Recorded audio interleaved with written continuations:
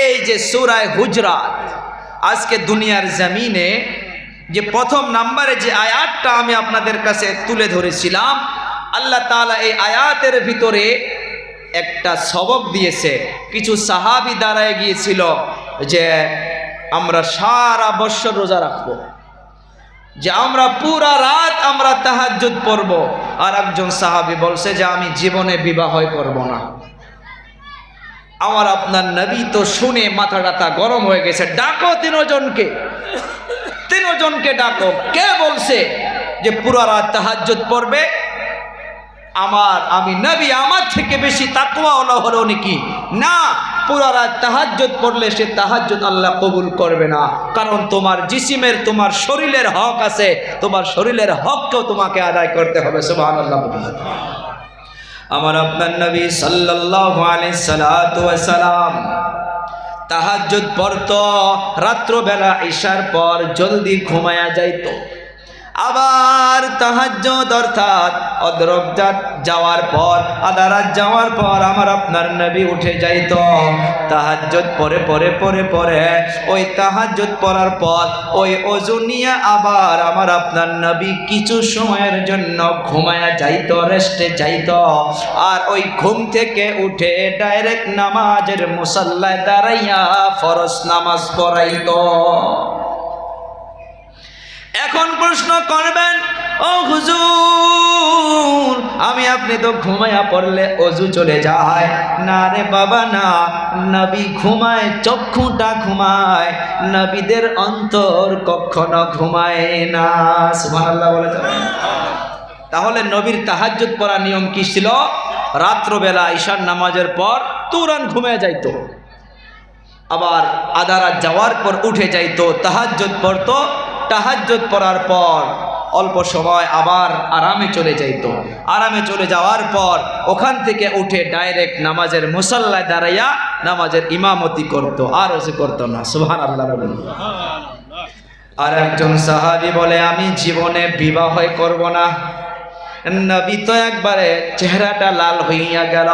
আমি নবী 13টা বিবাহ অর্থাৎ 11টা বিবাহ করেছি, আর 2টা দাসী।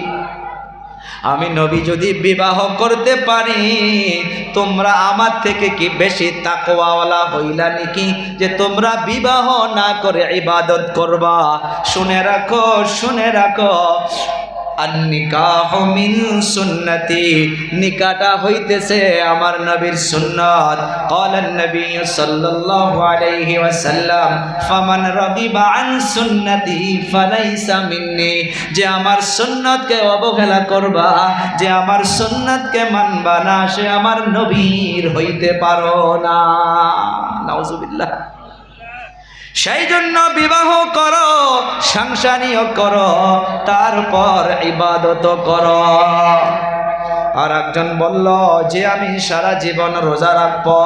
নবী বলল শোনো শোনো, না না না, আমি নবী সপ্তাহে 2 দিন রোজা রাখতাম। সোমবার, রবিবার রাত্র সেহরি খাইতাম, সোমবারে রোজা রাখতাম। আবার বুধবারে রাত্র সেহরি খাইতাম, বৃহস্পতিবারে দিনে রোজা রাখতাম। আর তাও যদি এইটা না পারো, মাসে তুমি 2টা করে রাখো। তাও যদি এইটা না পারো, দাউদ নবীর মতো রোজা রাখো। একদিন খাও, একদিন রোজা রাখো, একদিন খাও আর একদিন রোজা রাখো। যদি হামেশা না খেয়ে তুমি যদি হামেশা রোজা রাখো, তোমার সমস্ত রোজাকে বাতিল করে দিবে আল্লাহ। আল্লাহ তাআলা ফয়সালা করে দিয়ে ঈমানদারদেরকে ডেকে বলল, ইয়া আইয়ুহাল্লাযীনা আমানু লা তুকদ্দিমু বাইনা ইয়াদাইল্লাহি ওয়া রাসূলিহি ওয়াত্তাকুল্লাহ। ও বিশ্বাসী বান্দাগণ, আল্লাহ এবং আল্লাহর রাসূল থেকে বেশি জানা দেখাইও না। আল্লাহ এবং আল্লাহর রাসূল যেটা ফয়সালা করে দিয়েছে, ওই ফয়সালাটাই চূড়ান্ত। তার মাধ্যমে তোমার জন্য ভালাই রয়েছে। তোমরা আল্লাহর জন্য ভয় করতে থাকো। ইন্নাল্লাহা সামিউন আলিম, নিশ্চয় আল্লাহ সব শুননেওয়ালা, সব জাননেওয়ালা। অনেকগুলো মানুষ মাথা ঘামায়, যে দুনিয়ার জমিনে পেশাব করলো এক জায়গা দিয়া হাত মুখ কেন থুথু করতে হয়, তাদের জন্য এই আয়াতটা আল্লাহ এবং আল্লাহর রাসূল ফয়সালা করে দিয়েছে। এর মাধ্যমে তুমি আর মাথা ঘামানো দরকার নাই। 7 বছরে নামাজি যাইতে বলো সন্তানকে, 10 বছরে নামাজে না গেলে হাতের দ্বারা পিঠ না দাও, নামাজের যা যাওয়ার জন্য পিঠ না দাও। যদি বলো আমার সন্তান কেবল 10 বছর, তুমি রাসূলকে ওভারটেক করলা, তাদের জন্য আয়াতটা আল্লাহ বলে দিয়েছে লা তুকাদ্দিমু বাইনা ইয়াদাইল্লাহি ওয়া রাসূলিহি ওয়াত্তাকুল্লাহ। আল্লাহ এবং আল্লাহর রাসূল যেটা ফয়সালা করে দিয়েছে এর থেকে আর বেশি জানা তোমরা দেখাইও না। 2 নম্বর আয়াতের ভিতরে সূরা হুজুরাত আল্লাহ তাআলা 2 নম্বর আয়াতের মাধ্যমে জানাইয়া দেন ইয়া আইয়ুহাল্লাযীনা আমানু। শব্দের দিকে লক্ষ্য করবেন, সবগুলো ডাক কিন্তু আল্লাহ ঈমানদারদেরকে দিতেছে। আমানুর মাধ্যমে আমি আপনি শামিল আছি না নাই গো? আছি না সবাই? আল্লাহ তাআলা ডাক দিয়া বললেন ইয়া আইয়ুহাল্লাযীনা আমানু লা তারফাউ আসওয়াতাকুম ফাওকা সাওতিন নবী। আল্লাহ তাআলা বলেন হে মুমিনগণ, তোমরা নবীর কণ্ঠর সুরে উপর নিজেদের কণ্ঠ উঁচু করো না, তোমাদের আওয়াজ নবীর আওয়াজ থেকে উঁচু করো না। এই আয়াতের ব্যাকগ্রাউন্ড, এই আয়াত নাজিল হওয়ার কারণ হইতাছে বানু তামিম থেকে কিছু লোক আসবে, সাহাবা কেরামরা নবীর দরবারে বসে গেল, একজনকে জিম্মেদার দিতে হবে। আবু বকর বলে ওমরকে বানাও, ওমর বলে ওনাকে বানাও, আবার আলী বলে ওনাকে বানাও, আর একজন বলে ওনাকে বানাও। আবু বকর বলে না ওনাকে বানাইতে হবে, ওমর বলে না ওনাকে বানাইতে হবে। এমন করতে করতে করতে করতে নবীর সম্মুখে সাহাবা কেরামদের আওয়াজটা উঁচু হইয়া গেল। আল্লাহ তাআলা সাথে সাথে দেরি করে নাই, আল্লাহ তাআলা সঙ্গে সঙ্গে ধমক মেরে দিল ইয়া আইয়ুহাল্লাযীনা আমানু লা তারফাউ আসওয়াতাকুম ফাওকা সাওতিন নবী। ও ঈমানদার, তোমাদের কণ্ঠ নবীর কণ্ঠ থেকে যেন উঁচা হইয়া না যায়। ওয়ালা তাজহারু লাহু বিল কওলি কাজহারি বাযিকুম লিবাযিন আন তাহবাতা আমালুকুম ওয়া আনতুম লা তাশউরুন। সতর্ক হইয়া যাও, তোমাদের কণ্ঠ যদি, তোমাদের আওয়াজ যদি নবীর আওয়াজ থেকে বেশি উঁচু হইয়া যায়, আল তাহবাতা আমালুকুম, আমি আল্লাহ তোমার সব আমলগুলোকে আমি বাতিল করে দিব। তোমাদের তাহাজ্জুদকে নষ্ট করে দেব, তোমার যাকাতকে নষ্ট করে দেব, তোমার আমি ইশরাককে নষ্ট করে দেব, তোমার রোজাকে নষ্ট করে দেব। নবীর আওয়াজ থেকে যদি উঁচু আওয়াজ তোমাদের হইয়া যায়, এমন ভাবে নষ্ট করে দিব ওয়া আনতুম লা তাশউরুন, তোমরা সেটা টেরই পাবা না, তোমরা সেটা বুঝতেই পারবা না। এখন বাস্তব জামানায় মুফাসসিরিন কেরামে আয়াতের বিষয় লিখেছে দুনিয়ার জমিনে নবী নাই, নবী নাই। এই আয়াতটা আপন মা বাবার জন্য ফিট করেন, এই আয়াতটা উলামা কেরামদের জন্য ফিট করেন, এই আয়াতটা মসজিদের ইমাম সাহেবের জন্য ফিট করেন, এই আয়াতটা মুফতিয়ানে কেরামদের জন্য ফিট করেন, এই আয়াতটা এলাকার মুরব্বীদের জন্য ফিট করেন। আল্লাহ তাআলা বলতেছে লা তারফাউ আসওয়াতাকুম ফাওকা সাওতিন নবী। নবী নাই, তোমার আওয়াজটা যেন তোমার মা বাবার আওয়াজ থেকে উঁচু হইয়া না যায়। ও যুবক, তোমার আওয়াজটা যদি মা বাবার আওয়াজ থেকে উঁচু হইয়া যায়, আন তাহবাতা আমালুকুম, তোমার সব আমলগুলো আল্লাহ বাতিল করে দিবে। মক্কা মদিনার ইমাম হইতে পারো, মা বাবার আওয়াজের ইমামের উপর যদি তোমার কণ্ঠ উঁচু হইয়া যায়, মা বাবাকে যদি বেশি জান্নেওয়ালা দেখাইতে যাও, সতর্ক হইয়া যাও। এই আয়াতটা মুফাসসিরিন কেরাম লিখেছে যে ইমামের পিছনে আপনারা একটা দায়িত্ব করুন। কিবা কারণে যদি ওই ইমাম একদিন লেট আসে, ওই ইমামকে অন্যায় ভাবে ধমকাইতে পারবা না, সতর্ক হইয়া যাও। ওই ইমামকে ধমকানোর জন্য তোমার আমলও নষ্ট হইতেই পারে।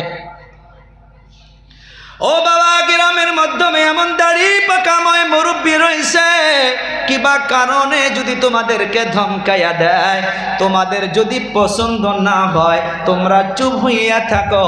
ওই ময় মুরব্বীদেরকে তোমরা তোমাদের আওয়াজটা তাদের সম্মুখে উঁচু করো না, হইতে পারে তোমার আমলগুলো আল্লাহ বাতিল করে দিবে। মদিনাতুল মুনাওয়ারায় চলে যান, নবীর রওজা মুবারকের ওখানে যখন সালাম পেশ করার জন্য যাবেন, আল্লাহ তাআলা গেল বছর নিয়েছিল, দেখেছি বাবু সালাম বলে একটা গেট আছে, যে গেট দিয়ে প্রবেশ করে নবীর রওজা মুবারকে সালাতু ওয়া সালাম পেশ করতে হয়। ও বাবারা, বন্ধুরা, ওখান থেকে যখন প্রবেশ করবেন, ওখানে যাওয়ার পর অন্তরটা মানে না। হায়রে গায়, যে নবীর কথা জীবন শুনে আসলাম, যে নবী উম্মতের জন্য কত কষ্ট করেছে, সে নবী নাকি এখানে ঘুমায় আছে। হায়রে হায়, জালি মুবারকটা দেখলে অন্তর মানে না। মানুষ চিৎকার মেরে কান্না করতে চায়, কিন্তু না না না, নবী পাকের রওজা মুবারকের যে জালিটা লাগানো আছে, ওই জালির উপরে এই আয়াতটা সুন্দর করে লেখা আছে।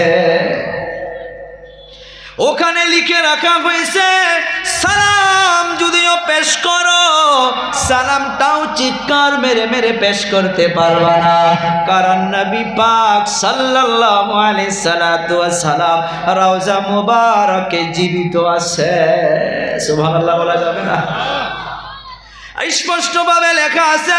আমি মদিনায় 8 দিন থেকে দেখেছি, মক্কার কাবাতুল্লাহর আশপাশ যেগুলো পুলিশ যেমন ভাবে চিল্লায়, যেমন ভাবে আওয়াজ দেয়, ইয়া হাজ্জি ইয়া হাজ্জি, মদিনার মাধ্যমে ইমাম সাহেব, মদিনার মাধ্যমে সে পুলিশগুলো মানুষকে অত জোরে জোরে চিল্লায় না। কেউ যদি জোরে কথা বলে, তাকে সাইলেন্ট হইতে বলে, আর ইশারা করে বলে যে নবী সেখানে ঘুমায় আছে, কেন তোমার আওয়াজটা উঁচু করো।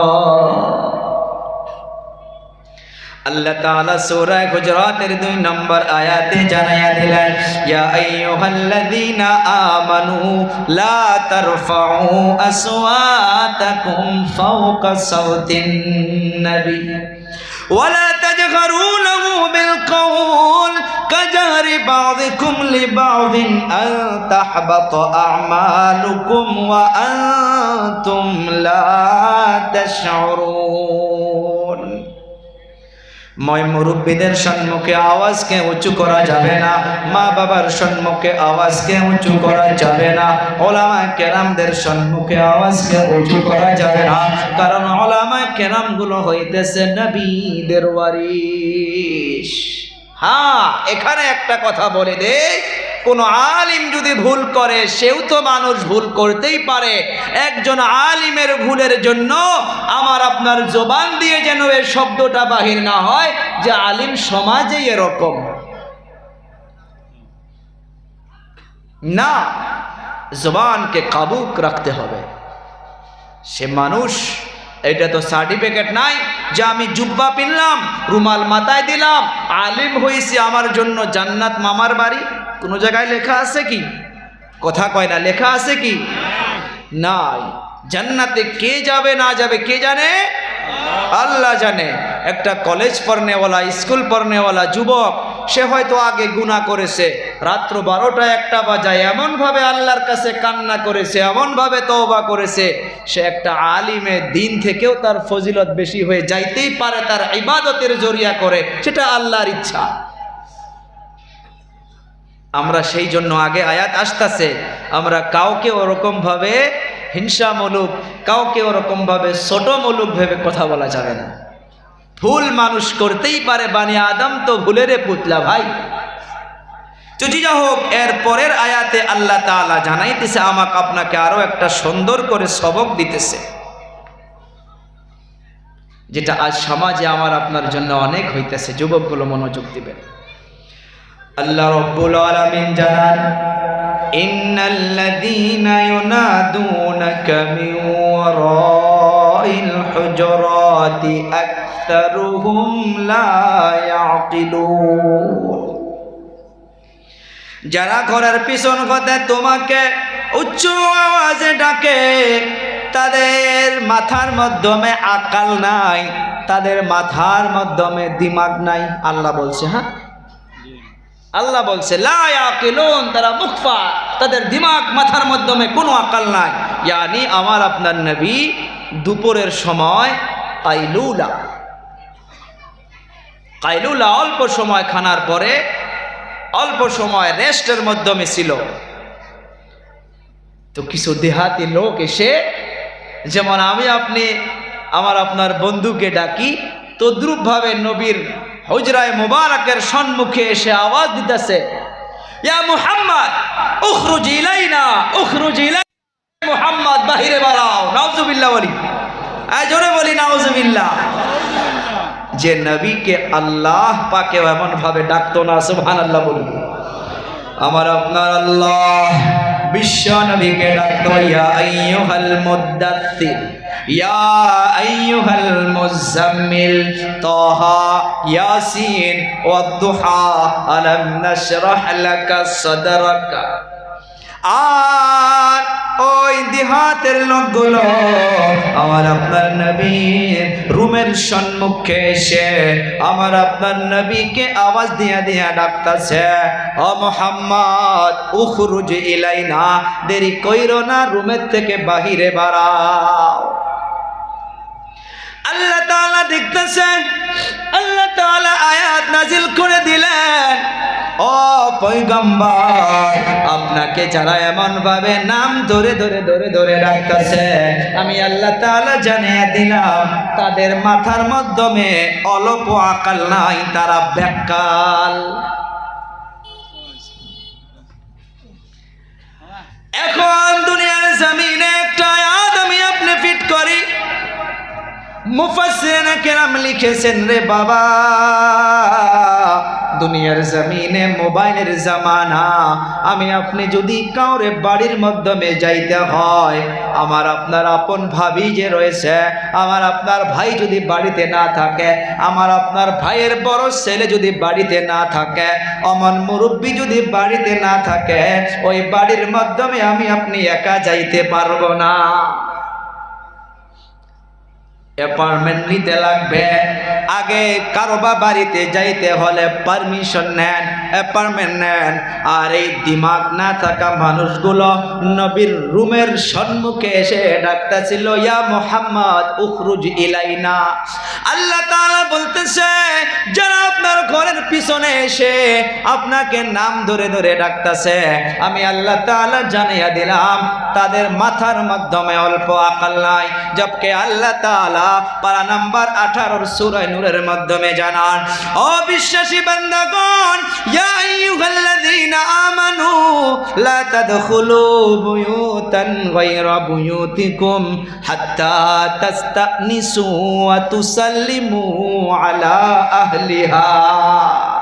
দেখেন, এগুলোকে আমরা ইসলাম মনে করি না। আমরা তো বাস ইসলাম ভেবে নিয়েছি, 5 ওয়াক্ত নামাজ পড়লাম আর বড় একটা তসবিহ নিলাম, বাস এরই নাম ইসলাম। এই সামাজিক যেগুলো আমার আপনার মেটার চলতেছে, একজনের বাড়ির মাধ্যমে এমনি প্রবেশ করা হচ্ছে, কোনো পারমিশন নাই। আল্লাহ তাআলা বলল, লা তাদখুলু বুয়ুতান গায়রা বুয়ুতিকুম হাত্তা তাস্তানিসু ওয়া তুসাল্লিমু আলা আহলিহা। কারোবা বাড়ির মাধ্যমে গেলে ওখানে গিয়ে তোমরা দাঁড়াইয়া যাও, দাঁড়াইয়া গিয়ে তোমরা ইজাজত চাও, পারমিশন চাও। ওয়া তুসাল্লিমু আলা আহলিহা, আরো একবারের জায়গায় 3 বার তুমি সালাম পেশ করো। নবী আমার সুন্দর করে মানুষকে বুঝিয়ে গেছে, কারো বাড়ির মাধ্যমে যদি চলে যাও, দেখবা যে দরজাটা বন্ধ করা আছে, ওই দরজার মাধ্যমে তুমি গিয়ে ডাইরেক্ট দরজার সম্মুখে দাঁড়াইয়া গিয়ে পারমিশন চাইতে পারবা না। এইটা দরজা রয়েছে, তুমি দরজার একটা সাইডের মাধ্যমে দাঁড়াইয়া যাও, দরজার সাইডের মাধ্যমে দাঁড়ানোর পর তুমি ইজাজত চাও, তুমি সালাম পেশ করো। আর যারা ভিতর থেকে খুলে দিবে তারাও যেন ডাইরেক্ট ওপেন ভাবে খুলে না দেয়, তারা যেন সুন্দর করে অল্প দরজাটা খুলে আগে যেন অল্প দেখে যে কে আসলো, তারপর যেন দরজাটা খুলে দেয়। এরই নাম হইতেছে ইসলাম। এখানে একটা জিনিস শুনে রাখেন, নবী আমার কত সতর্ক করে দিয়ে গেছে, কারো বাড়ির মাধ্যমে যদি চলে যাও, খবরদার খিড়কি দিয়ে তোমরা ঝাঁকি দিবা না, দরজার ফাঁস দিয়ে তোমরা দেখবা না। আল্লাহর নবী বলে গেল, এমন ভাবে যদি কাউকে দেখো যে দরজার ফাঁস দিয়া দেখতেছে, আমি নবী হইয়া বলে গেলাম, কাঠের টুকরা দিয়া তার চক্ষু দুটা লগে লগে অন্ধ করে দাও। আছে না নাই সমাজ এমন মানুষ, ফুসকি মারা মানুষের দরজা দিয়া দেখি কি করে, আছে না নাই? নবী বলে গিয়েছে, সতর্ক হইয়া যাও, কারণ দরজার মাধ্যমে যেন এমন ভাবে তাকাইয়া দেখা না হয়। কেউ যদি এমন ভাবে দেখো, তার চক্ষু দুটা ডাইরেক্ট কানা করে দাও, গুতা মেরে দাও। আমি নবী বলে গেলাম, তার জন্য কোনো অপরাধ নাই। ও বাবা, একজন সাহাবী এসে গেল, ও হুজুর, আমি আমার মায়ের ঘরের মাধ্যমে প্রবেশ করতেও কি পারমিশন লাগবে নাকি? দেখেন যুবক, সুন্দর করে শোনো। একজন সাহাবী প্রশ্ন করল, ও হুজুর, আমার বাড়ির মাধ্যমে দুটাই রুম, একটা রুমে আমি থাকি আর একটা রুমে আমার আম্মা জান থাকে।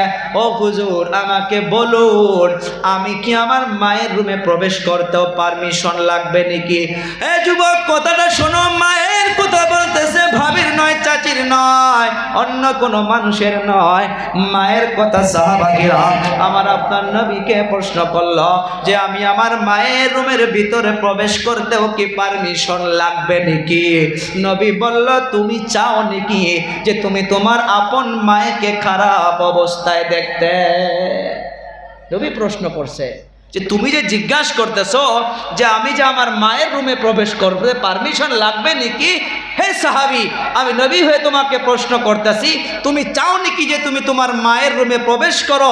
হইতে পারে তোমার আম্মা জান এমন অবস্থায় আছে, কি জানি আরামে কাপড়টা কমজোর করে রাখছে, কম কাপড় নিয়ে বসে আছে, তুমি যুবক সন্তান হয়ে তুমি চাও নাকি তোমার মাকে খারাপ হালতে দেখতে? সাহাবা কেরাম বলল, না হুজুর, তাহলে পারমিশন নাও। মনে থাকবে, মনে থাকবে, এটাও কিন্তু ইসলাম, এটা ইসলাম। ইসলাম আগেই বলছি যে কোরআন শুধু শুনলে হবে না, আমার আপনার জীবনে আমলে আনতে হবে। আর তার জন্য আমি আয়াতও পেশ করেছি, যদি আমি আপনি সে নিয়ত করি না বসি, তো আল্লাহ আমাকে আপনাকে আমল করতে দিবে না। আজ আমাদের ধৈর্য নাই, কোনো বড় মানুষের বাড়িতে চলে গেলাম, কোনো এমএলএর বাড়িতে চলে গেলাম, কোনো সমাজের শিক্ষিত মানুষের বাড়িতে চলে গেলাম, যাওয়ার পর জুলুম বা একটা কাগজের সিগনেচার নিতে গেলাম, বাপ এখনো বাহির হয় না, এখনো বাহির হয় না, হুজুরের সঙ্গে মোলাকাত করবো, হুজুর এখনো আসে না, 3 ঘন্টার থেকে হুজুরের জন্য বসে আছে। আরে ভাই, সে তো মানুষ, তো তারও জরুরত থাকতেই পারে, সে গোসল করবে, ফ্রেশ হবে, তারপর বাহিরে আসবে, সবর করা লাগবে।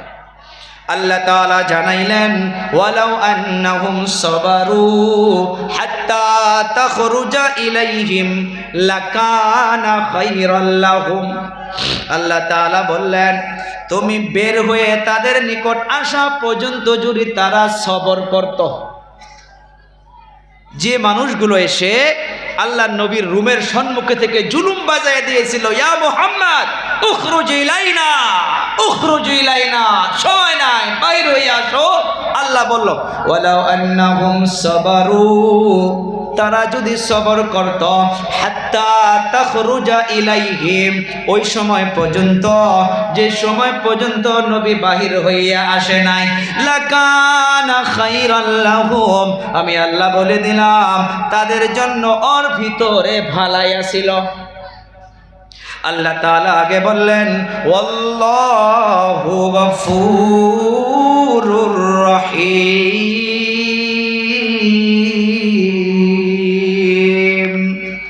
আল্লাহ ক্ষমাশীল পরম দয়ালু, আল্লাহ অনেক অনেক মাফ করনেওয়ালা। ও আমার কলিজা টুকরা যুবক, ও বাবারা, বন্ধুরা, আর একটা বিষয় আমি চলে যাচ্ছি, যেটা আজকে এই যে গজবের মোবাইলের জামানা, আল্লাহর নবী সাল্লাল্লাহু আলাইহি সাল্লাম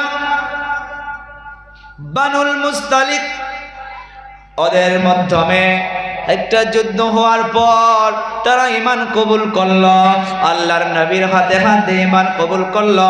আমার আপনার নবী তাদেরকে বসায়া নিয়া সুন্দর করে ইসলাম বুঝাইতেছে যে নামাজ পড়তে হবে, যাকাত দিতে হবে, সদকা দিতে হবে। এগুলো বুঝানোর পর তারা সুন্দর করে যাকাত জড়ো করলো। আল্লাহর নবী বলল যে এখনই তো তোমরা ঈমান কবুল করেছো, এখনই তোমার জন্য যাকাত ফরজ হয় নাই। এই যাকাত ওই সময় ফরজ হবে তোমার মালের উপরে হাওলানে হাওল একটা বছর পার হইতে হবে। এই মালের মালিক হইয়া তোমাকে 1 বছর পার হইতে হবে, তারপর তোমাকে যাকাত দিতে হবে। যাওয়া বছর তো যাকাত সম্পর্কে আলোচনা আমি এই তাফসীরুল মাহফিলে করেছিলাম, মনে আছে না? শুনেছেন অনেকে না? হ্যাঁ, মনে আছে তো নাকি? তাহলে ওদিকে আজকে ঢোকা দরকার নেই, আমি বুঝাচ্ছি বাস। আল্লাহর নবী তাদেরকে বুঝাইলেন যে যাকাত দিতে হবে। তারা নতুন নতুন ঈমান কবুল করেছে, তারা বলল হুজুর যাকাত এখনই নিয়ে যান। আল্লাহর নবী বলল 1 বছর পার হয়ে যাক, তারপর যাকাত দেওয়া লাগবে, এখনই না। পাক্কা 1 বছর পার হওয়ার পর ওয়ালিদ ইবনে উকবাকে যাকাত কালেকশন করার জন্য আল্লাহর নবী ওয়ালিদ ইবনে উকবাকে বানুল মুস্তালিকের ওখানে পাঠাইয়া দিল। যাও যাও, যাকাতকে সংরক্ষিত করে যাকাতগুলোকে একসাথে জমা করে তুমি নিয়ে আসো। ও ভাই, এখানে একটা কথা, তারা খবর পেয়েছে আল্লাহর নবী একজন সাহাবীকে পাঠাবে যাকাত নেওয়ার জন্য। তারা ওয়েলকাম, স্বাগতম জানানোর জন্য আরবদের একটা নিয়ম, বড় বড় তলোয়ার নিয়ে মানুষদেরকে স্বাগতম জানানোর জন্য দাঁড়ায়া যায়। আজকেও আছে রিওয়াজটা। ওয়ালিদ ইবনে উকবা যাকাত নেওয়ার জন্য যাইতেছে। তারা ওয়ালিদ ইবনে উকবাকে স্বাগতম, ওয়েলকাম জানানোর জন্য তারা দলে বলে রাস্তায় দাঁড়াইয়া তলোয়ার নিয়ে দাঁড়াইয়া আছে। ওয়ালিদ ইবনে উকবা পুরানা ওই খানদানের সঙ্গে ঝগড়া ছিল, তার তো এমনি অন্তরে ভয়। তাদেরকে দেখে ওয়ালিদ ইবনে উকবা আর আগে একবারে নাই। কথাটা ভালো করে মনোযোগরে শুনবেন। আজকের তারিখে প্রত্যেক ফ্যামিলির মাধ্যমে এক ঘটনা ঘটতেছে। আধা রাস্তা যাওয়ার পর রাস্তার মাধ্যমে যখন তাদেরকে দেখলেন, তারা জমা হইয়া তলোয়ার নিয়ে দাঁড়ায় আছে। তাদেরকে দেখে ওয়ালিদ ইবনে উকবা ভয় পাইয়া গেল।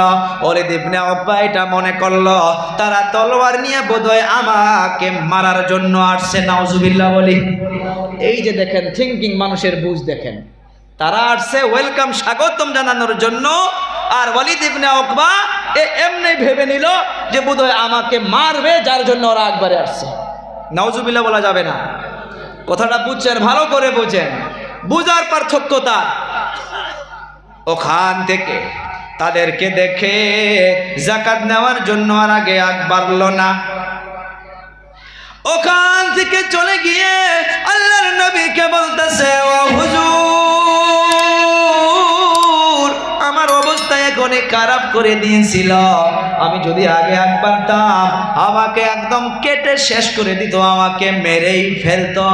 তারা যাকাত দিবে তো দূরের কথা, তারা তলোয়ার নিয়ে রাস্তায় একবারে আসে। আমি যদি চলে যাইতাম আমাকে মেরে ফেলতো। আমার আপনার নবী গায়বের খবর তো জানে না, আল্লাহ যেটা জানায় সেটাই জানে। আমার আপনার নবী সঙ্গে সঙ্গে এলান করে দিল, যাও 1200 সৈন্যবাহিনী নিয়ে চলে যাও, ওই বানুল মুস্তালিককে অ্যাটাক করো। অ্যাটাক বানুল মুস্তালিক, তাদেরকে অ্যাটাক করে তাদেরকে শেষ করে দাও, তাদেরকে মেরে ফেলো। 1200 সৈন্যবাহিনী নিয়া তৈয়ার হইয়া গেল।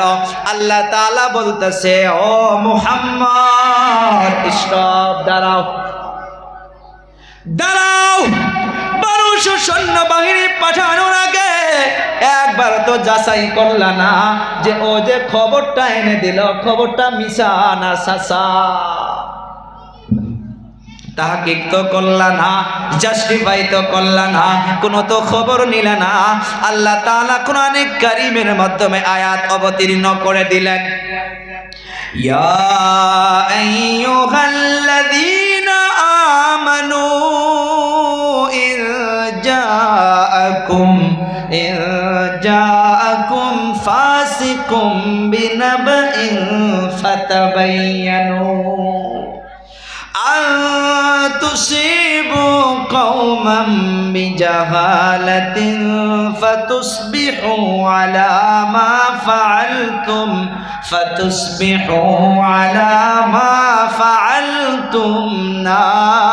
নাদিমিন। আল্লাহ তাআলা বলতেছে, ও পয়গম্বর, ফাতাবায়ানু তাফসীরের মাধ্যমে পাওয়া যায় ফাতাসাব্বাতু। এমনি একটা খবর শোনার পর এমনি ফয়সালা করা যাবে না, জাস্টিফাই করো, তাহকিক করো। আজকে গজবের মোবাইল না জানি কত জনে উংলিটা দিয়া এমনি একটা খবর পাওয়ার সাথে শেয়ার করে দেয়। শেয়ার করা যাবে না, এমনি একটা নিউজ পেয়ে কমেন্ট করা যাবে না, এমনি একটা যে কোনো একটা বাতরি পাইলে সেটার উপরে মন্তব্য করা যাবে না। নাম্বার 1 হইতেছে জাস্টিফাই করা লাগবে। কথা বুঝে আসছে? তাহকিক আজ আমার আপনার মধ্য থেকে চলে গিয়েছে। নিজের মনে যেটা ভাবনা হয় সে ভাবনা নিয়ে ফয়সালা করতেছি। আল্লাহ তাআলা বলতেছে, হে মুমিনগণ, যদি কোনো পাপচারী তোমাদের নিকট কোনো বার্তা আয়ন করে তোমরা তা পরীক্ষা করো, এমনি তার উপরে ফয়সালা করো না। যদি তার উপরে এমনি ফয়সালা করে দাও, কোনো একটা করার পর তার উপরে তোমাকে আফসোস করতে হবে, তার উপরে তোমাকে শর্মিন্দা হইতে হবে। ও পয়গম্বর, আপনি জাস্টিফাই করেন, আপনি খবরটা নেন। খবরদার, এমন অবস্থায় যদি 1200 সৈন্যবাহিনী গিয়া বানুল মুস্তালিকের যদি একটা ব্যক্তিও মরে যাইত, ও পয়গম্বর, আমি আল্লাহ কিন্তু আপনাকে ছেড়ে দিতাম না। আজকে সমাজে হইতেছে না নাই ভাই? কথা কোন হইতেছে না নাই? 5 জন দোকানে বসে ও অন্য আলোচনা করতেছে। আপনার সাথে অনেক দিন আগের একটা ঝগড়া ছিল, আপনি এমনি মনে করতেছেন যে আমার নাম নিয়ে গীবত করতেছে। হয় না? ভাব আসে না? খবরদার, জাস্টিফাই করো, সতর্ক হইয়া যাও। এমনি এমন ভাবে একটা খবর ছড়ানো যাবে না, এমনি যে কোনো ফয়সালা করা যাবে না। ও বাবারা, বন্ধুরা, আল্লাহ তাআলা এই সূরা হুজুরাতের মাধ্যমে আমাকে আপনাকে আর একটা সবক দিতেছে, ভালো করে শুনি। আল্লাহ তাআলা জানান, ওয়া ইন তাইফাতানি মিনাল মুমিনিনা ইকতাতালু ফাআসলিহু বাইনাহুমা। আয়াতের দিকে লক্ষ্য করেন, দয়াবান আল্লাহ তাআলা বলতেছে, আল্লাহ তাআলা জানান, মুমিনদের 2 দল যদি কোনো কারণে কেসালের মাধ্যমে লিপ্ত হইয়া যায়, কোনো কারণে যদি কোনো মুমিন যদি ঝগড়া লেগে যায়, ফাআসলিহু বাইনাহুমা, তোমাদের দায়িত্ব হলো সে ঝগড়াকে মিটে দেওয়া। ঝগড়া ভাই ভাই লাগতে পারে, মিটে দেওয়া দায়িত্ব কার? আমার আপনার। কথা বলি, কার দায়িত্ব? আল্লাহ বলতেছে, ওয়া ইন তাইফাতানি মিনাল মুমিনিনা ইকতাতালু ফাআসলিহু বাইনাহুমা। আল্লাহ তাআলা জানান, 2 মুমিনের মাঝখানে যদি ঝগড়া লেগে যায়, ভাই ভাই ঝগড়া লেগে যায়, স্বামী স্ত্রী ঝগড়া লেগে যায়, এই ঝগড়াকে মিটে দেওয়া দায়িত্ব হইতেছে মুমিন বান্দার। ও বাবারা, বন্ধুরা, জোহরের নামাজের পর আমার আপনার নবী একটা নিয়ম ছিল, বেশিরভাগ মাঝে মাঝে মা ফাতিমার ঘরের মাধ্যমে চলে যাইত। আমার আপনার নবী একদিন গিয়া দেখে মা ফাতেমাকে প্রশ্ন করে, আলী কোথায়? মা ফাতেমা বলে, আমার সঙ্গে ঝগড়া করে বাড়ির থেকে বাহির হইয়া গেছে। কে? হযরতে আলী। মা ফাতেমার সাথে ঝগড়া করে বাড়ির থেকে বাহির হইয়া গেছে। আমার আপনার নবী মা ফাতেমাকে বলে, রে মা, তুমি নবীর বেটি হইতে পারো, তোমার উপরে যদি তোমার স্বামী নারাজ হইয়া থাকে, যদি তোমার স্বামী নারাজ হইয়া থাকে, তুমি নবীর বেটি হওয়ার পরেও তোমার দুনিয়ার থেকে চলে যাওয়ার পর তোমার স্বামী নারাজ হওয়ার জন্য এগুলো সব নেক আমলগুলো আল্লাহ নষ্ট করে দিতে পারে। আমার আপনার নবী সুন্দর করে জিজ্ঞাসা করলো, আলী কোথায় গেছে? বলে, জানি না, সন্দেহ হয় মসজিদে নববীর দিকে বোধহয় চলে গেছে। আমার আপনার নবী দেরি করে নাই, লাহে লাহে লাহে লাহে মসজিদে নববীর দিকে চলতেছে। যাইতে যাইতে যাইতে যাইতে দেখে আলী রাদিয়াল্লাহু তাআলা আনহু বালুর মাধ্যমে গড়াগড়ি করতেছে। আমার আপনার নবী ডাক দিল, ইয়া আবা তুরাব, ও বালুর বেটা, ইয়া আবা তুরাব। আলী রাদিয়াল্লাহু তাআলা আনহু মনে মনে কয়, অল্প আগে তো আপনার মেয়ে জ্বলাইলো, আবার আপনি আসলেন। ডাকে আলী রাদিয়াল্লাহু তাআলা আনহু, আওয়াজ দেয় না। আমার আপনার নবী ঠাস করে আলীর হাতটা এমন ভাবে ধরে ওই বালু থেকে টেনে তুলছে। টেনে তোলার পর আলীর হাত ধরে আমার আপনার নবী মা ফাতেমার বাড়ির মাধ্যমে নিয়ে আসলো। নিয়ে আসার পর একটা বিছনার মাধ্যমে আমার আপনার নবী মাঝখানে ঘুমাইয়া গেল। সুবহানাল্লাহ বলি। মাঝখানে ঘুমাইয়া গেল। ডান দিকে আলীকে ঘুমাইয়া দিল আর বাম দিকে ফাতেমাকে ঘুমাইয়া দিল। আমার আপনার নবী একবার আলীকে একটা মধুর গল্প শোনায়, আবার ফাতেমাকে শোনায়। এমন ভাবে শোনাইতে শোনাইতে আলী আর ফাতেমার দুইজনের মাঝখানে আমার আপনার নবী মিল করে দিল। সুবহানাল্লাহ বলি। ওয়া ইন তাইফাতানি মিনাল মুমিনিনা ইকতাতালু ফাআসলিহু বাইনাহুমা। আপনাদের কাছে জবাব চাইব, খড়ের মাধ্যমে যদি আগুন জ্বলে পানি ঢালবেন না পেট্রোল? সবাই বলেন পানি। মানুষের মধ্যে যদি ঝগড়া লাগে, এই ঝগড়াকে মিটাইয়া না দিয়া ওই আগুনের মতো করিয়া পানি ঢালা বাদ দিয়া এখানে পেট্রোল ঢেলে দেয় মানুষ। আছে না এমন? কয় তুই ওর কথা বাদ দে, কিসের জন্য তার সাথে তুই মিল হইতে চাস? প্রত্যেক দিন তোর নামে গীবত করে। কয় কালকে লক পাই আগে ওর দাঁত পর্যন্ত ভাঙি দিম। কয় না নাই? না না, আমাকে আপনাকে সুন্দর করে মিটানোর চেষ্টা করতে হবে। ও বাবারা, বন্ধুরা, নবী আমার মক্কা থেকে যখন মদিনায় চলে গিয়েছে, আওয়াজ খাজর আওয়াজ আছে না হুজুর? একদম 120 বছরই ঝগড়া ছিল। 10টা চোখ পার হইয়া গেছে।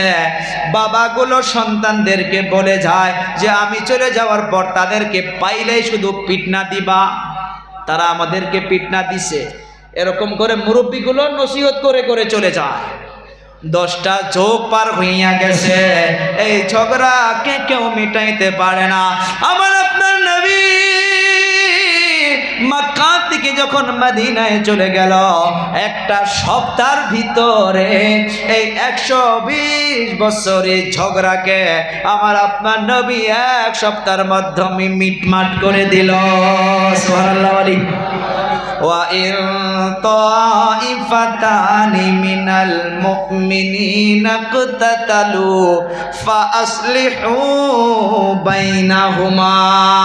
আমরা করব তো ইনশাআল্লাহ, মিলাবো ইনশাআল্লাহ, ঝগড়াকে বাড়াইয়া দিব না। পারলে চেষ্টা করে করে সমাজের মুরব্বীগুলো দাঁড়াইয়া যাও। তোর কি সমস্যা? আমি আছি, বল, আমি মিটাইয়া দিব। না না, উল্টা হইয়া গেছে। আজকের তারিখে আমার আপনার জবান দিয়ে বাহির হয়, নিজের জীবনটা বাঁচাইতে পারলে ধন্য, তারা কি কয় হোক তাদের দিকে দেখা দরকার নাই। কিন্তু কোরআন তো সেটা বলে না। কোরআন বলতেছে তুমি একলাই বেঁচে গেলে চলবে না, তুমি তোমার গ্রামবাসীদেরকেও নিয়ে চলো, তোমার আত্মীয় স্বজনকেও নিয়ে চলো।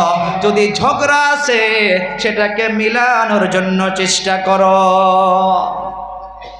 কারণ আল্লাহ তাআলা বলেন ইন্নামাল মুমিনুনা ইখওয়াহ, মুমিন মুমিনের ভাই। ও ভাই, আমার আপনার ব্লাড না হইতে পারে, আল্লাহ তাআলা এই সূরার মাধ্যমে জানিয়ে দেন ইন্নামাল মুমিনুনা ইখওয়াহ ফাসলিহু বাইনা আখাওয়াইকুম। আল্লাহ তাআলার তরতিব দেখান, যদি মুমিন ভাই ভাই হইতে পারো, কেন ভাই ভাইয়ের মাঝে তোমরা মিলাপ্রীতি হবা না? আজকে মুমিন ভাই ভাই তো বাদ দেন, একটা ফ্যামিলির মাধ্যমে আপন 3 ভাই আছে, দেখবেন 2 ভাই এক ভাইয়ের সঙ্গে কথা বলে না। বড় ভাইগুলো কত কষ্ট করে করে ছোট ভাইদেরকে পড়ালেখা করায়। একটা বড় ভাইয়ের ঘটনা এই ভাইয়ের উদ্দেশ্য করে বলতাছি। বড় ভাই খেতে কাজ করে করে করে করে করে করে ছোট ভাইদেরকে পড়ালেখা করাইছে। ওই যে ভিটা চালা 1 পোয়া জমিন নিয়া ঝগড়া লাগার পর ছোট ভাইয়ের চাকরি হইয়া গেছে। চাকরি হওয়ার পর 3 বছর হইয়া গেল, ঝগড়া হওয়ার জন্য আপন বড় ভাইকে ভাই বলে ডাকে না, বড় ভাইয়ের সঙ্গে কথা বলে না। ঈদের দিন হইয়া গেছে, ঈদের আগে ওই ছোট ভাই ওনার সন্তানদের জন্য গোয়ালপাড়া গিয়া বরপেটা টাউনে গিয়া মার্কেটিং করে নতুন নতুন জামা নিয়ে আসছে। নতুন জামা নিয়ে আসার পর ওনার ছেলে মেয়েগুলো ওই নতুন জামা নিয়ে ওই বড় আব্বুর মেয়েদেরকে দেখাইতে নিয়ে গেছে। বড় আব্বুর বেটাগুলো দেখার পর ওনার আব্বুজানকে গিয়া বলে, ও আব্বু দেখো আমার চাচু জান তাদের জন্য ঈদের কত সুন্দর সুন্দর জামা নিয়ে আসছে, আমাদের জামা কবে আনবা? বড় ভাই একটা রুমে গিয়া মেয়েদেরকে সান্ত্বনা দিয়া রুমটা বন্ধ করে দিয়া চোখের পানি ছেড়ে দিয়া দিয়া কান্না করে আর বলে, এ ছোট ভাই তোর জন্য আমি কত কষ্ট করেছি রে ভাই, খেতে কাজ করে করে করে করে ব্যবসা করে করে তোকে আমি পড়ালেখা করেছি, আজ তোর জন্য একটা ঘর বানাইতে পারি নাই, তোর জন্য আমি ভালো করে আজকে কোনো ধন দৌলত করতে পারি নাই। আল্লাহ তোকে চাকরি দিয়েছে, তুই তোর সন্তানের জন্য 5,000 টাকা দামি জামা নিয়ে আসছো, তুমি তোমার সন্তানের জন্য 5,000 টাকার জামা এনেছো, কোনো কথা নাই। তুমি তোমার বড় ভাইয়ের মেয়ের জন্য যদি 500 টাকা দামিও জামা নিয়ে আসতা, তোমার ভাইয়ের মেয়েরাও তোমার ছেলে মেয়েদের সঙ্গে ঈদের খুশি মানাইতো। এমন হইতেছে না নাই গো সমাজে? কথা বলেন।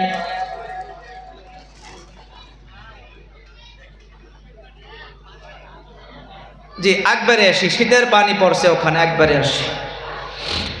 ওই ভাই যে ভাইকে 3 বছর ধরে ভাই ভাই বলে ডাকে না, রাত্রবেলা 1টা বাজায় ভাইয়ের মোবাইলে কে যেন ফোন দিয়েছে।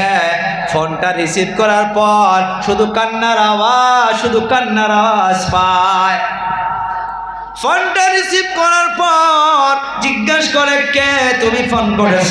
বলে আমি অমুক যুবক করেছি, অমুক রাস্তার মাধ্যমে তোমার আপন ছোট ভাইকে 5-6 জন যুবক মিলে মারপিট করতেছে, তুমি আর দেরি করো না, যত জলদি পাও এখানে চলে আসো। যে ছোট ভাই বড় ভাইকে 3 বছর ধরে ভাই বলে ডাকে না, রাত্রবেলা 1টা বাজায়, রাত্রের আন্ধারে মোবাইলটা নিয়ে একদম ঝাঁপে উঠে গেল। বিছনার থেকে উঠে যাওয়ার পর বুড়ি আম্মাজান জিজ্ঞেস করে, রে বাবা কোথায় যাও? আম্মাজানকে বলে, আমার ছোটকে যেন কে রাস্তায় মারপিট করতেছে গো মা, আমি দেখি। বড় ভাই রাত্রের অন্ধকারে দৌড়ায় দৌড়ায়, যাইতে যাইতে রাস্তায় পড়ে যায়, আবার উঠে দৌড়ায়। যাওয়ার পর দেখে 5-6 জন যুবক মিলে আপন ছোট ভাইকে মারপিট করতেছে। একটা চিৎকার মেরে দিয়া ছোট ভাইকে বুকের মাধ্যমে জড়িয়ে ধরে অন্য যুবকদেরকে বলে, যত মারা ইচ্ছা আমার পিঠে মারো, আমার ছোট ভাইয়ের গালে যেন আর একটাও মার না পড়ে। আজকের সমাজে লক্ষ্য করে দেখুন, ওই ছোট ভাইগুলো ওই বড় ভাইদেরকে কত শ্রদ্ধা করে, কত সম্মান দেয়। আমি তো মনে করব 100 ফ্যামিলির মাধ্যমে 95% ফ্যামিলির মাধ্যমে বড় ভাইগুলো নারাজ হইয়া আছে ছোট ভাইয়ের উপরে। আল্লাহ তাআলা বলেন, ইন্নামাল মুমিনুনা ইখওয়া, তোমার ব্লাডের ভাই না হইলে কি হবে? একজন মুমিন আর একজন মুমিনের ভাই, তোমরা তাদের মাধ্যমে তোমরা সুলা করে দাও, তাদের মাধ্যমে মিটমাট করে দাও। ওয়াত্তাকুল্লাহা লাআল্লাকুম তুরহামুন, আর আল্লাহর জন্য ভয় করতে থাকো, হইতে পারে আল্লাহ তাআলা তোমাদের উপরে রহমত অবতীর্ণ করবে। জি আমার পরে কে আছে হুজুর? আসতে দেন, সময় তো অনেক লাগবে আরো। আল্লাহ তাআলার আয়াতের মাধ্যমে আমাকে আপনাকে একটা মেসেজ দিচ্ছে। আল্লাহ তাআলা ঈমানদারদেরকে ডাক দিয়ে বলতেছে, ইয়া আইয়ুহাল্লাযীনা আমানু লা ইয়াসখার কওমুম মিন কওমিন আসা আইয়াকুনু খায়রাম মিনহুম। সুন্দর করে শোনেন, এই বেমারিটা আমার আপনার মাধ্যমে পাওয়া যায়।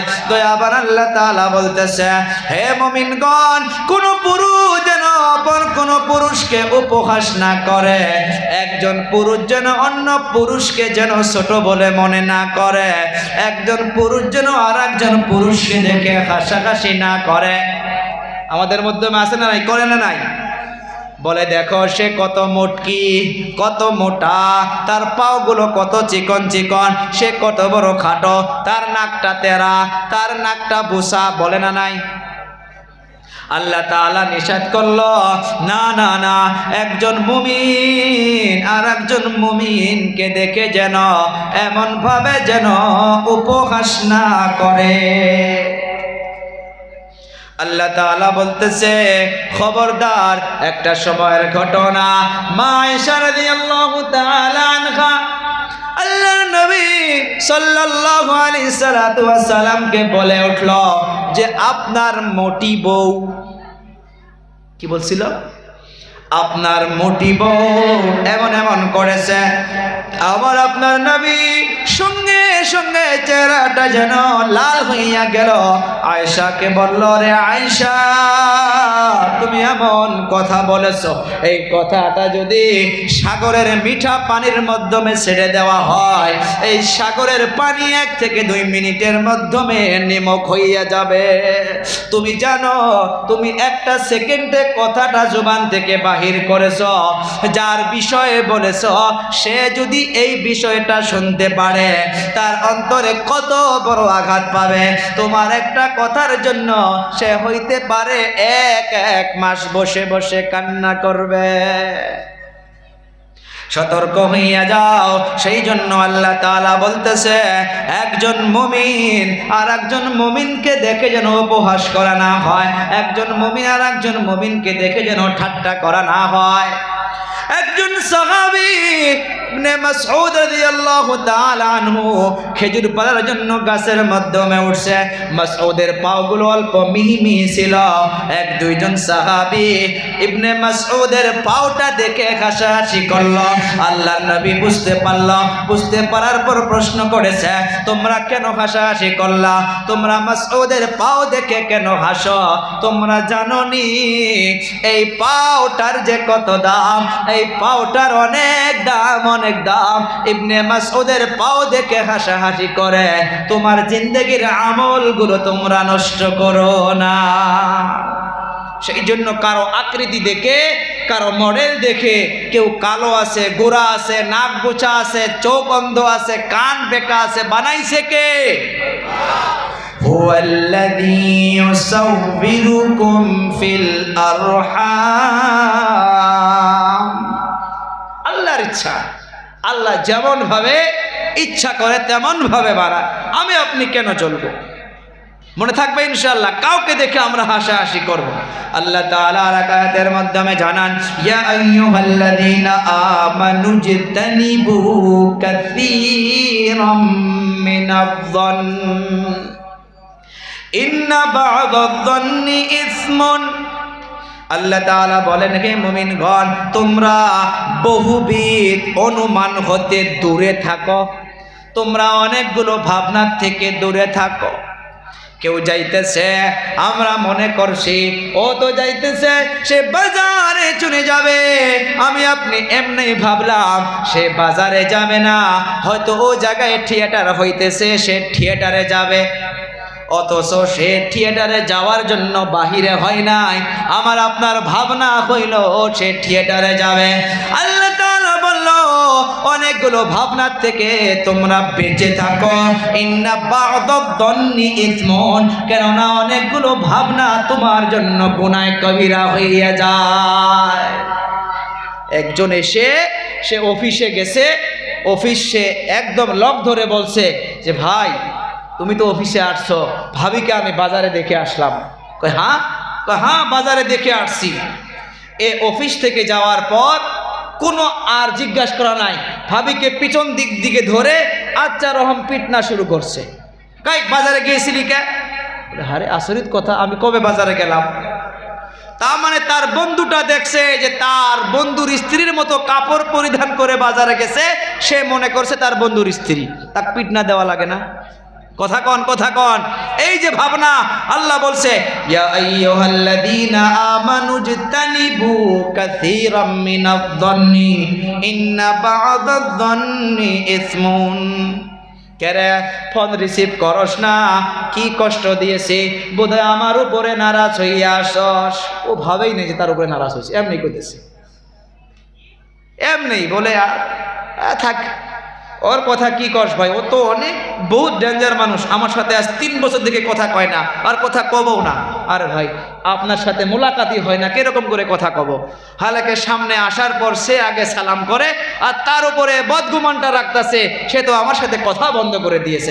বলুন গুনাহ হবে কিনা? সেই জন্য আল্লাহ বলল যে এ গোমান থেকে বেঁচে থাকো, এ গোমান থেকে বেঁচে থাকো। আর আরেকটা সতর্ক হয়ে যাও, ওয়ালা তাজাসসু, জাসুসি করো না। আজ আমার আপনার নজরগুলো এমন হয়েছে, সে কোথায় যায়, কোথায় বসে, কার নিকটে যায়, কার বাড়ি যায়, আপনি ওর পিছনে কেন লেগে আসেন? ভাই, নিজের খবর নিজে করো। তুমি কি করতেছ, তুমি কি করতেছ, তোমার দায়িত্ব তুমি দেখো। হ্যাঁ, জাসুসি করতে পাবে, বাবাগুলো সন্তানের উপরে জাসুসি করবে, বড় ভাইগুলো ছোট ভাইয়ের উপরে জাসুসি করবে, স্বামী স্ত্রীর উপরে জাসুসি করবে, এমনি আম পাবলিকের উপরে জাসুসি করতে পারবে না। আচ্ছা, মৌলানা সাহেব ইন থেকে আসলো সভা করে, দেখি মৌলানা সাহেব কোনে যায়, বাড়ির যাওয়া কথা কয়ে গেল, দেখি কারো বাড়িতে থাকে নাকি, কে আপনার দেখা দরকার? সে কারবা বাড়ি থাক, সে বাড়িতে যাক, আপনাকে তো দেখা দায়িত্ব দেওয়া হয় নাই। আল্লাহ বলল, ওয়ালা তাজাসসু ওয়ালা ইয়াগতাব বা'দুকুম বা'দা, তোমরা একজন আরেকজনের গীবত করো না, একজন আরেকজনের পিছন জাসুসিতে লেগে থেকো না। আল্লাহ তাআলা বলতেছে, তোমাদের মাধ্যমে এটা কি কেউ পছন্দ করো নাকি তোমার আপন মুর্দা ভাইয়ের মাংসকে খাবে? কেউ পছন্দ করব আমরা? বলুন। তার থেকে বেশি ঘৃণনীয় কাজ হইতেছে জাসুসি করা, একজন আরেকজনের পিছনে লেগে থাকা। সে কোথায় যায়, কি করে, কি না করে, খবরদার, কোরআন সতর্ক করে দিতেছে। আমরা তাকে নিশ্চয় একজন ভাই, আপন মুর্দা ভাইয়ের মাংসকে আল্লাহ বলতেছে, আইয়ুহিব্বু আহাদুকুম আন ইয়াকুলা লাহমা আখিহি মাইতান ফাকারিহতুমু, তোমরা নিশ্চয় সেটাকে তোমরা অপছন্দ করবা। যদি তোমরা সেটাকে অপছন্দ করো, ওয়াত্তাকুল্লাহ, তাহলে আল্লাহর জন্য ভয় করো, ইন্নাল্লাহা তাওয়াবুর রহিম। নিশ্চয় আল্লাহ তাআলা तौबा कबूल करने वाला, अल्लाह ताला रहम करने वाला। शेषের একটা আয়াত পড়ে আমি আপনাদের কাছ থেকে বিদায় নেব, সময় অনেক হয়ে গিয়েছে। আল্লাহ তাআলা আমাকে আপনাকে আরেকটা মেসেজ দিছে সারা পৃথিবীর মানুষের জন্য। আল্লাহ তাআলা বলতেছে, ইয়া আইয়ুহান নাস ইন্না খালাকনাকুম মিন যাকারিন ওয়া উনসা وجعلناكم شعوبا وقبائل لتعارفوا إن أكرمكم عند الله أتقاكم إن الله عليم خبير। আল্লাহ তাআলা বলেন, হে মানুষ, আমি তোমাদেরকে সৃষ্টি করেছি একই পুরুষ ও একই নারী হতে। সারা পৃথিবীর ভিতরে যত মুসলমান, যত হিন্দু, যত বৌদ্ধ, যত খ্রিস্টান, যত কাচারা কাচারি রাভা যত রয়েছে, যত ধর্মাবলম্বী মানুষ রয়েছে, আল্লাহ তাআলা বলতেছে, রে মানুষ, তুমি মুসলমান হইতে পারো, তুমি হিন্দু হইতে পারো, তুমি বৌদ্ধ হইতে পারো, তোমাদের মা একজন, তোমাদের বাবা একজন। আর এই কথার দিকে যদি লক্ষ্য করা যায়, সারা পৃথিবীর মানুষ হইতেছে ইনসান হিসাবে সব মানুষ হইতেছে ভাই ভাই। তাহলে একজন মুসলমান একজন হিন্দুকে হিংসা করা যাবে না, একজন হিন্দু একজন মুসলমানকে হিংসা করা যাবে না। কারণ সর্বপ্রথম ওই মুসলমানেরও আব্বা হইতেছে একজন, সর্বপ্রথম ওই হিন্দুরও আব্বা হইতেছে একজন, যার নাম হইতেছে আদম আলাইহিস সালাম। আল্লাহ তাআলা বলেন, একই পুরুষ একই নারী হইতে তোমাদিগকে দুনিয়ার মাধ্যমে আমি প্রেরণ করেছি, তোমাদেরকে বিভক্ত করেছি বিভিন্ন জাতি ও গোত্রে, যাতে তোমরা একে অপরের সাথে পরিচিত হতে পারো। তোমাদের মধ্যে ওই ব্যক্তি আল্লাহর নিকট অধিক মর্যাদা ও সম্পন্ন, যে অধিক মুত্তাকি, যে বেশি বেশি আল্লাহর জন্য ভয় করে। আল্লাহ সব কিছু জানেন আর সব কিছুই খবর রাখেন। আজকে তাফসীর মাহফিল থেকে আমরা ওপেন ভাবে একটা মেসেজ দিতে পারি, আমরা মুসলমান হইয়া মেসেজ দিব, আমরা কারো উপরে হিংসা করব না, আমরা মানব জাতির হিতাবে, আমরা হিন্দুস্তানের মাধ্যমে আমরা কোনো জাত দেখব না, আমরা সবাইকে ভাই ভাই মনে করব, আমরা কারো উপরে হিংসা করব না, আমরাও আবদার করি আমাদেরকেও হিংসা করো না, সবাই মানুষ হিসাবে ভাই ভাই হিসাবে যেন হিন্দুস্তানের মাধ্যমে চলতে পারে। এই তাফসীরুল মাহফিল কোরআন থেকে সূরা হুজরাতের আয়াত থেকে আল্লাহ তাআলা আমাদেরকে জানায়া দিতেছে, ইয়া আইয়ুহান নাস। নাস শব্দ শুধু মুসলমান নয়, এই নাস শব্দের মাধ্যমে সারা পৃথিবীর মানব জাতি শামিল রয়েছে। ইন্না খালাকনাকুম মিন যাকারিন ওয়া উনসা ওয়া জাআলনাকুম শুউবান ওয়া কাবাইলা। আল্লাহ তাআলা একটা মা একটা বাবার কাছ থেকে আমাকে আপনাকে দুনিয়াতে প্রেরণ করেছে। আর এই যে বিভিন্ন জাতে যে তাকসিম করা হয়েছে, এইটা যেন আমরা একজন আর একজনকে চিনতে পারি। এর মাধ্যমে সবার থেকে আল্লাহর কাছে মুত্তাকি হইতেছে, আল্লাহর কাছে ওই ব্যক্তি সবার থেকে মর্যাদাশীল, যে নাকি আল্লাহর জন্য বেশি বেশি ভয় করে, মুত্তাকি হইতে পারে। আর এটা খবর রাখতে হবে, আল্লাহ তাআলা সব কিছুই জানেন, সব কিছুই খবর ভালো করে জানেন। তো যা হোক ভাইয়েরা বন্ধুরা, আজ এই কোরআনের মাহফিলের মাধ্যমে দেখুন গীবত ছেড়ে দেই। আমি আপনি যেটা পিঠ পিছনে চুগলি করে আগেই বললাম, এই যে ভাবনা, ও ভাবতে আছে একটা, আমি আমার মতো একটা ভাববো, যে না, তাহকিক করতে হবে, জাস্টিফাই। যে কোনো একটা নিউজ পাইলে, একটা খবর পাইলে যেন মোবাইলে শেয়ার না করি। এই উংলি আল্লাহর কাছে কথা বলবে, এ হাত আল্লাহর কাছে কথা বলবে। তো ভাই মহতরম দোস্ত বুজুর্গ, আমার যুবক ভাই, এখানে আর একটা বিষয় রয়েছিল ভাই, যে আমাদের আজকে যুবক স্যাম অনেকগুলো ড্রিঙ্কের মাধ্যমে চলে গেছে, আছে না? রাত্রবেলা 2টা 3টা বাজায় আমরা জলসায় চলে যাই, আমরা রাস্তাঘাটে অনেকদেরকে লোক পাই শুরুতে একটা আয়াত আমি আপনাদের সম্মুখে তুলে ধরেছি। এখন ড্রিঙ্কসের বিষয় যদি আমি বিস্তারিত বলতে যাই আমার অনেক সময় চলে যাবে। এমন কি জিনিস ভাই যেটা আমরা পান করার পরে মানুষের জ্ঞান থাকে না, হুঁশ থাকে না, রাস্তা সিধা রাস্তাকে বলে কই রাস্তাটা কে তো তেরা করছে। আমি একজনকে লোক পাইলাম রাত 2টা বাজায়, তাকে জিজ্ঞাসা করলাম ভাই তুমি কোথায় আছো? গোলপাড়ায় আছে একটা জায়গায়, বলে যে আমি তুরাত আছি। তুরা হইতেছে মেঘালয়, বরঞ্চ ও আসে গোলপাড়া জায়গার মাধ্যমে। তো এমন বস্তু শ্রবণ পান করে মানুষ, যার আকাল চলে যায়, তার দিমাগ চলে যায়। আমি আজ এই তাফসীর মাহফিল থেকে আমি ড্রিঙ্ক, মদ, জুয়া, তাস আদি এগুলোর থেকে আমি আমার যুবকদেরকে আবদার করি, আমরা নিয়ত করি ভাই আমরা আর এগুলোর পথে যাব না। আমরা শিক্ষার দিকে আগবাড়ি, আমরা শিক্ষার দিকে আগবাড়ি। স্কুল, কলেজ, ইউনিভার্সিটি, মাকাতিব, মাসাজিদ এগুলোর দিকে আগবাড়ি। এগুলো জিনিসকে আমরা ছেড়ে দেই। এই হিন্দুস্তান এমনি আগবাড়তে পারে না, শিক্ষা দিয়ে আগবাড়তে হবে। মদ, ড্রিঙ্কস এগুলোতে যদি লিপ্ত হইয়া থাকে মানুষ কেমন করতে আগবাড়তে পারে ভাই? তো যা হোক, আমি আর আপনাদের কাছে সময় নিচ্ছি না, এতটুকু বলে আমি আমার যুবকদের কাছে আমি আবদার জানাবো যে ইনশাআল্লাহ আমরা এতদিন যা ভুল করেছি আজ এই সূরা হুজরাত থেকে যা কিছু শুনলাম বা অন্যান্য উলামা কেরামদের কাছে আমরা যা কিছু শ্রবণ করলাম ইনশাআল্লাহ আমরা সেগুলো মানব। আমি সবাই আমরা একত্রিত হইয়া আল্লাহর কাছে ওয়াদা করি, কারা কারা মানব ইনশাআল্লাহ বলে হাতটা উঁচু করি। নারে তাকবীর, নারে তাকবীর। আল্লাহ তাআলা কবুল করুক। তো যা হোক, সম্মানীয় সভাপতি সাহেব, মঞ্চ উপবিষ্ট অনেক মান্যগণ্য ব্যক্তি, তো আমি যা কিছু আলোচনা করলাম আপনারা যদি কোনো কষ্ট পেয়ে থাকেন অন্তর থেকে মাফ করবেন। ওলামায়ে কেরাম, হাফাজে কেরাম যিনারা আছেন, হাদিসে কোরআনের মাধ্যমে ভুল হইলে আপনারা ধরাইয়া দেবেন। এতটুকু বলে আমি আপনাদের কাছ থেকে দোয়ার দরখাস্ত করে বিদায় নিলাম। ওয়া আখিরু দাওয়ানা আনিল হামদুলিল্লাহি রাব্বিল আলামিন। আসসালামু আলাইকুম ওয়া রাহমাতুল্লাহি ওয়া বারাকাতুহু।